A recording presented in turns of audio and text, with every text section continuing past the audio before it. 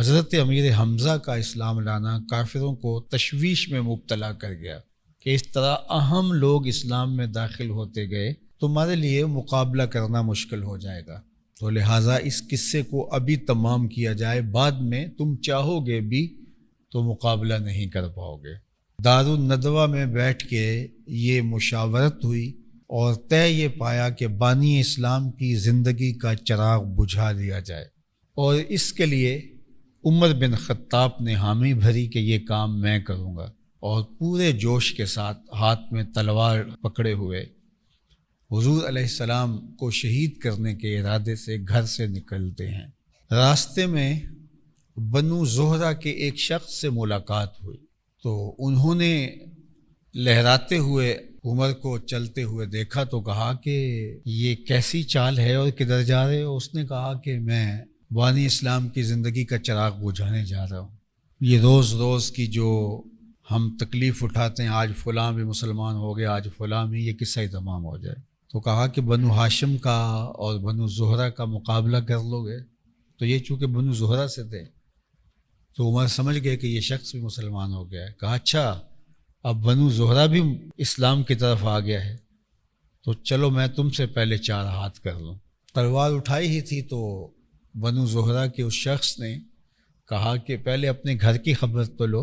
کہا میرے گھر کو کیا ہوا؟ کہا تمہاری بہن بھی اسلام لے آئی ہے اور تمہارا بہنوئی بھی مسلمان ہو گیا۔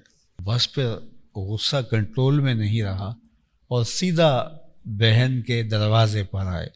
دروازہ اندر سے مقفل تھا اور حضرت عمر رضی اللہ تعالی عنہ کی ہمشیرہ اور ان کے بہنوئی حضرت خباب رضی اللہ تعالیٰ عنہ سے قرآن کی تعلیم لے رہے تھے۔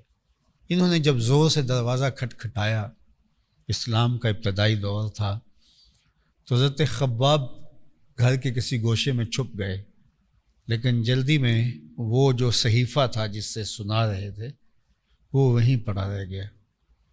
بہن نے دروازہ کھولا تو انہوں نے ان کے سر پر ضرب لگائی اور ان کا خون بہنے لگا، اور پھر اپنے بہنوئی سے مخاطب ہوئے کہ تم صابی ہو گئے ہو، اور ان کے ساتھ ہاتھا پائی ہو گئے۔ جب مار مار کے تھک گئے اور ادھر سے کوئی تغیر، کوئی تبدیلی کے آثار بھی دکھائی نہیں دیے، بلکہ ہمشیرہ عمر بولی کہ عمر تم خطاب کے بیٹے ہو تو میں خطاب کی بیٹی ہوں، جو کرنا ہے کرو، میں یہ نام مر کے بھی نہیں چھوڑوں گی۔ تو دل پہ اثر ہوا کہ وہ کون سی چیز ہے جس نے ان کی زندگیوں کو ایسا بدل دیا ہے، اور ساتھ ہی پڑے ہوئے صحیفے پہ نظر پڑی تو کہا ذرا لاؤ مجھے دو، میں دیکھوں کیا ہے۔ تو بہن کہنے لگی کہ عمر اس کو پاکیزہ لوگ ہی چھو سکتے ہیں۔ ضد کی، لیکن انہوں نے کہا کبھی ہو ہی نہیں سکتا۔ صحیفے کو پکڑ کے سینے سے لگا لیا، کہا تمہیں غسل کرنا ہوگا، وضو کرنا ہوگا۔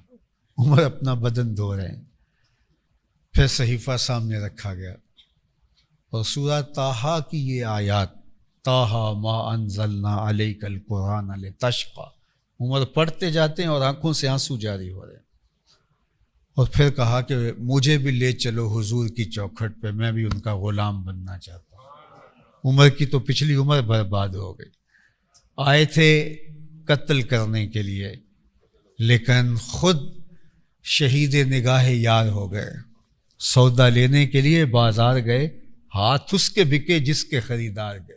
حضور دار ارقم میں تھے اور صحاب بھی تھے۔ حضرت نعیم جو ان کے بہنوئی ہیں، یہ لے کر کے حضرت عمر کو دار ارقم کے سامنے گئے۔ دروازے کے سوراخوں سے صحابہ نے دیکھا تو کچھ نے گھبرا کے کہا کہ عمر آ رہے ہیں، تلوار اس کا حمائل ہے، تیور کو اچھے نہیں لگتے۔ تو حضرت امیر حمزہ موجود تھے، انہوں نے دیکھا، کہا کوئی بات نہیں، اگر اچھی نیت سے آئے ہیں تو استقبال کریں گے، اور اگر نیت اچھی نہیں ہے تو انہی کی تلوار سے ان کا سر کاٹ دیں گے، فکر نہیں کرو۔ اب جب آئے تو دروازے کو دستک دی تو دروازہ کھول دیا گیا، حضور علیہ السلام کے سامنے آ کے بیٹھ گئے۔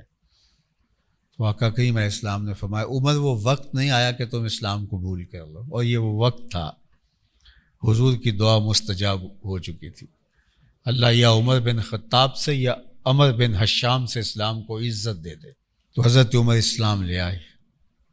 اب یہ 40 لوگ مسلمان ہو گئے۔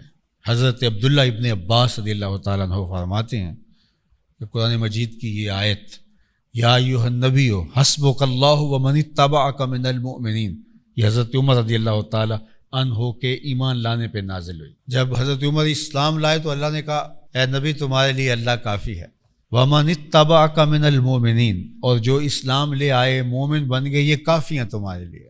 اب کہا کہ حضور ہم چھپ کے نمازیں کیوں پڑھتے ہیں، ہمیں حرم کے صحن میں جانا چاہیے۔